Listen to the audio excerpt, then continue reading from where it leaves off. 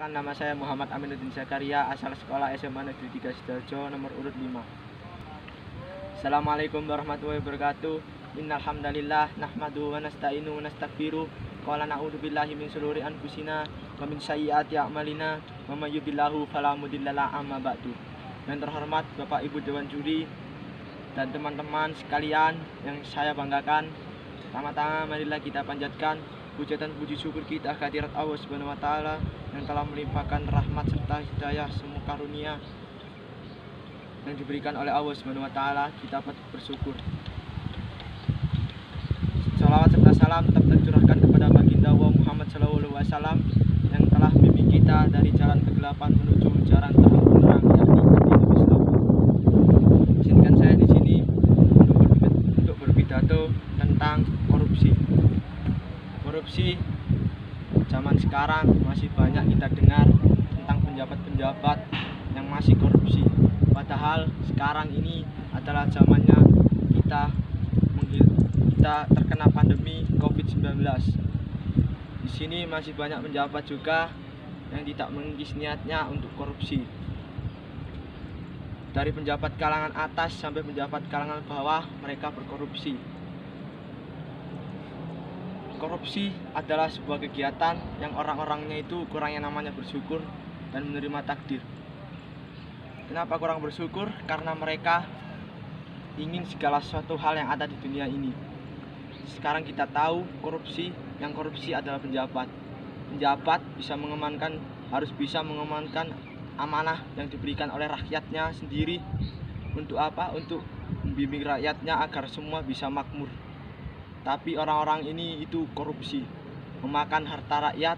Padahal di saat seperti ini, saat pandemi, rakyat itu butuh yang namanya bantuan sosial, butuh yang namanya kesehatan, butuh segala hal tentang bantuan-bantuan. Tapi orang-orang ini malah berkorupsi. Karena apa? Karena orang-orang seperti ini itu orang yang namanya bersyukur atas nikmat yang diberikan oleh Allah Subhanahu wa taala. Dia kurang akan hal segala apapun di dunia ini dan kurang menerima takdir bahwasannya yang diberikan oleh Allah Subhanahu wa taala itu inilah rezeki kamu dan kamu patut bersyukur atas apa yang diberikan oleh Allah Subhanahu wa taala. Tapi orang ini malah kufur dan dia menginginkan semua harta orang-orang itu. Dalam negara kita sudah diatur oleh Undang-Undang Pasal 2 Ayat 1 yang berbunyi, setiap orang yang secara melawan hukum melakukan suatu kegiatan untuk memperkaya dirinya sendiri atau orang lain atau korporasi merugikan keuangan negara atau negara akan dipenjara seumur hidup. Dan paling singkat adalah 4 tahun dan paling lama adalah 20 tahun. Serta denda paling sedikit adalah 200 juta rupiah dan paling besar adalah 1 miliar. Sudah saya sebutkan bahwasannya di Indonesia ini orang yang melakukan korupsi itu benar dihukum. Tidak puas dengan itu, di agama Islam Allah Subhanahu wa taala berfirman di surat An-Nisa ayat 29 yang berbunyi, A'udzubillahi minasyaitonirrajim, bismillahirrahmanirrahim. Ya ayyuhalladzina amanu la ta'kulu amwalukum bainakum bil ba'dili illa antakuna tijaratan antaradim minkum wala ta'dulu anfusakum innallaha kana bikum rahima. Yang artinya, wahai orang-orang yang beriman, janganlah kamu makan harta sesamamu dengan cara yang batil atau dengan jalan perniagaan dengan cara suka di antara kamu, dan janganlah kamu membunuh dirimu sendiri, sesungguhnya Allah Maha Penyayang kepadamu. Dari kedua hukum di atas kita sudah saya jelaskan bahwasannya korupsi itu memang perbuatan yang sangat tercela. Dan bagaimana caranya untuk menghilangkan yang namanya korupsi ini? Dengan cara kita membangun generasi muda kita agar mereka bisa mengembangkan amanah dengan sebaik-baiknya. Misalnya seperti ini. Sekarang di Indonesia itu masih banyak sekolah-sekolah yang mementingkan IQ, yang tidak mementingkan bagaimana sih anak ini apakah sudah bisa mengembangkan amanahnya atau apapun itu, apakah orang ini bisa adil, bisa jujur gitu. Yang harus kita perbuat sekarang adalah Bagaimana caranya kita mendidik anak-anak muda itu bukan hanya tentang IQ-nya, tapi tentang kepribadiannya. Bukan hanya nilainya saja, tapi tentang apakah anak ini bisa jujur, apakah anak ini benar-benar adil, apakah anak ini bisa mengembangkan amanah gitu. Sebenarnya ini adalah tugas kita bersama, bahwasanya korupsi kalau mau menghilangkan itu tugas kita bersama. Dengan cara apa? Dengan cara seperti tadi. Kita mendidik anak-anak kita mendidik pemuda-pemuda itu, kita kumpulkan bahwasanya korupsi itu adalah suatu kegiatan yang sangat-sangat amat tercela. Dan kita didik anak-anak muda itu agar tidak terpengaruh oleh orang lain, agar tidak mudah terpengaruh oleh harta serta kekayaannya, agar Indonesia ini bisa menjadi suatu negara yang memang benar-benar adil dan makmur. Sekian yang bisa saya sampaikan, kurang lebihnya saya mohon maaf. Nun wal qalami wa ma yasturun. Wassalamualaikum warahmatullahi wabarakatuh. Assalamualaikum warahmatullahi wabarakatuh. Salam sejahtera untuk kita semua. Om Swastiastu, Namo Buddhaya. Salam kebajikan untuk kita semua. Yang saya hormati Bapak dan Ibu, panitia, serta kawan-kawan yang saya cintai dan banggakan. Tak lupa juga partner yang saya cintai dan banggakan. Pertama-tama, marilah kita semua panjatkan puja dan puji syukur kita atas kehadiran Tuhan Yang Maha Esa. Karenanya kita bisa di sini untuk membahas menuju Indonesia maju. Sebelum itu kita melihat negara Indonesia ini banyak sumber daya alamnya, banyak sumber daya lautnya. Namun mengapa negara kita, negara yang tercinta, negara Indonesia, belum seperti Jepang, Singapura, atau bahkan Amerika Serikat? Mengapa demikian? Kita banyak melihat pejabat yang tertangkap akibat korupsi. Kita melihat kepala daerah yang tertangkap oleh KPK akibat korupsi. Bansos COVID-19 ini baru-baru ini dikorupsi. Kita melihat berapa banyak yang dirugikan, berapa banyak anggaran negara yang dirugikan akibat korupsi yang dilakukan oleh pejabat itu, pejabat-pejabat hingga politisi. Sebelum kita menuduh yang bukan-bukan, pertama kita introspeksi dulu. Mengapa mereka melakukan itu? Mengapa mereka terjebak dalam lingkaran korupsi itu? Ada dua kemungkinan. Pertama, mereka tidak memiliki perencanaan yang mantap, yang pas untuk masa depan. Untuk kampanye saja, kemungkinan anggaran yang dikeluarkan akan lebih besar daripada pemasukan. Maka dari itu, pertama-tama perbaikilah anggaran dan pemasukan dan pengeluarannya. Sebelum kita mengeluarkan, kita harus melihat dulu pemasukan kita. Jangan naikkan biaya hidup, tapi naikkanlah kebaikan kita. Namun, dengan menaikkan kebaikan kita, banyak orang-orang di antara kita semua berkata sok suci atau sok baik, hingga mengucilkan orang-orang yang baik itu. Dan orang-orang baik itu ada yang memiliki mindset yang kuat hingga mindset yang lemah. Mereka yang memiliki mindset yang lemah justru terpengaruh hingga mau melakukan korupsi. Itulah sebabnya jangan mengatakan orang seenaknya. Kita ini mau menuju Indonesia yang berkarakter. Namun bagaimana mengenainya tanpa dukungan dari kita, dari masyarakat?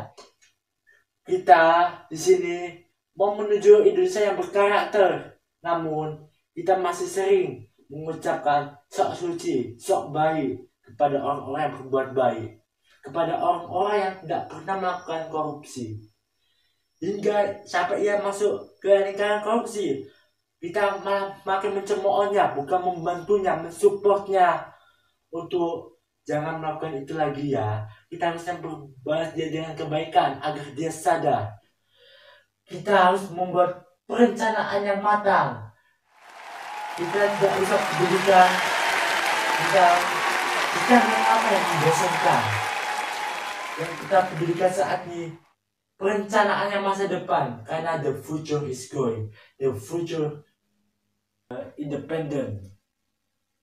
Mungkin masa depan akan menjadi independen tanpa harus dukungan dari kita. Masa depan akan lebih baik dengan dukungan dari kita. Maka dari itu semuanya, dukunglah kita untuk menuju Indonesia yang bebas korupsi, yang bebas dari kejahatan, dan menuju negara maju. Kita buat peraturan yang berkeadilan sosial bagi seluruh rakyat Indonesia ini. Maka dari itu semuanya, perbaikilah diri kita, lalu berbuat baiklah, dan jangan dengarkan apa kata orang, dengarkanlah hati kita. Karena hati kita yang menentukan apa yang ada yang terjadi di masa depan kita, bukan orang-orang di sekitar kita. Kuasailah nafsu, jangan biarkan nafsu menguasai kita sendiri. Kita harus juga memberantas sampai seakan-akan suatu permasalahan, karena tiada asap, tiada api, tiada api, tiada bahan bakarnya.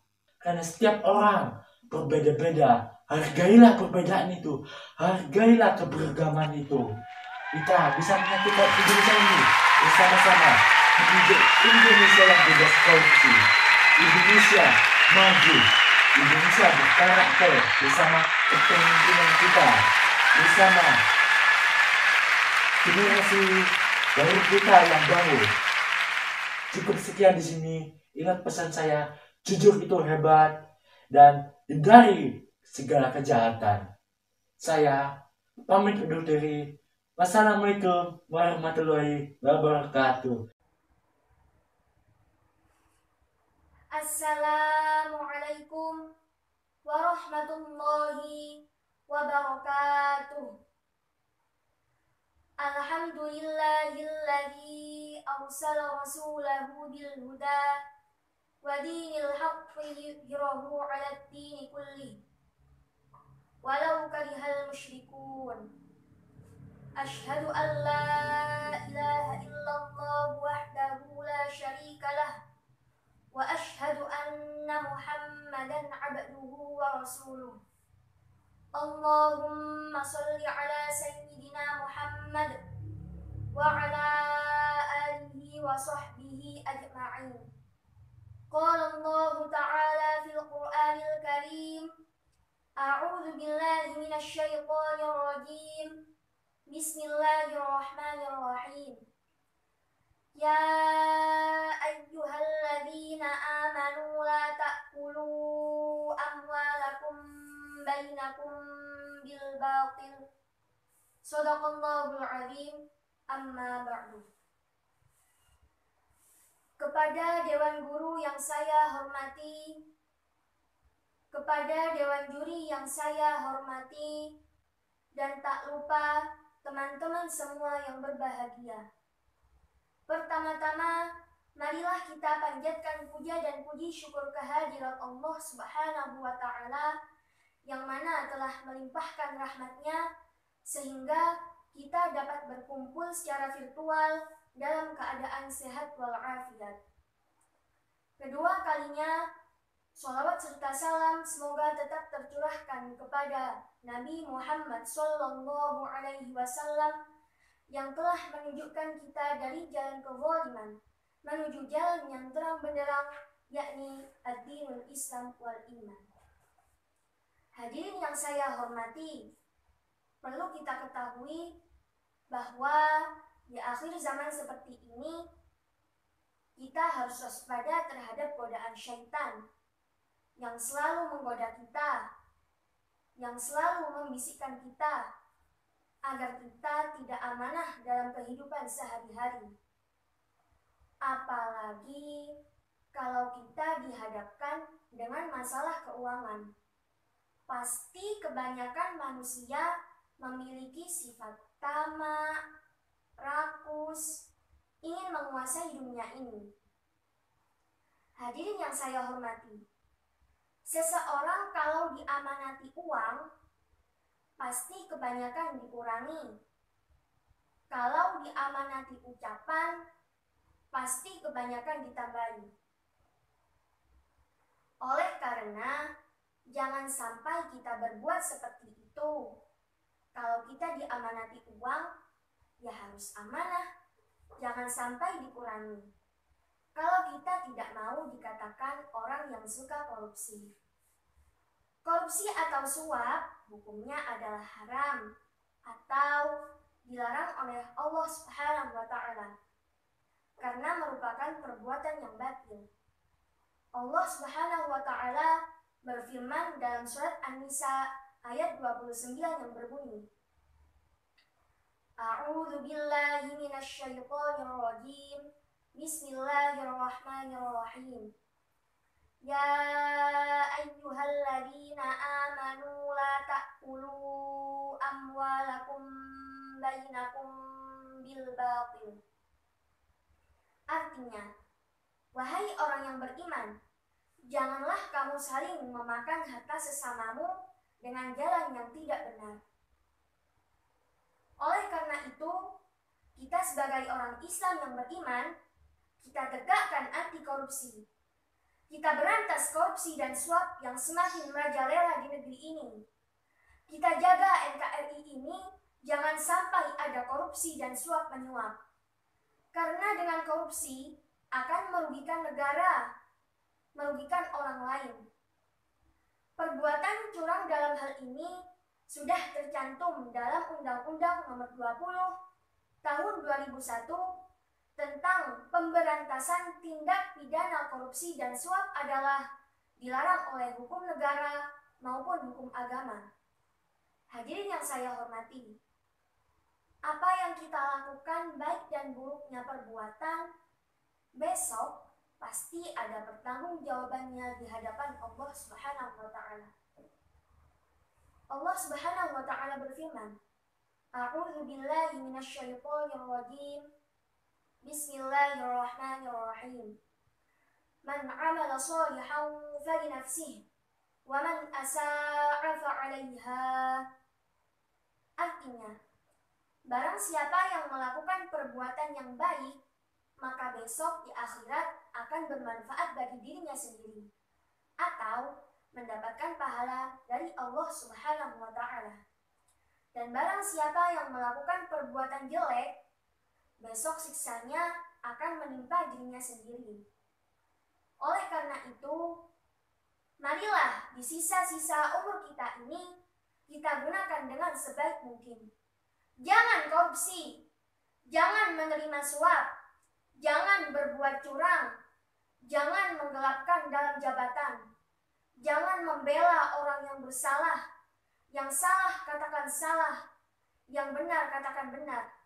Kita kedepankan iman dan takwa kepada Allah Subhanahu wa Ta'ala agar kita sekalian menjadi manusia yang selamat dunia dan akhirat. Amin ya rabbal alamin. Demikian pidato secara virtual yang dapat saya sampaikan. Mudah-mudahan bermanfaat bagi kita semuanya. Terima kasih atas perhatian. Mohon maaf atas segala kekurangan. Wallahul muwaffiq ila aqwamit thoriq. Wassalamualaikum warahmatullahi wabarakatuh.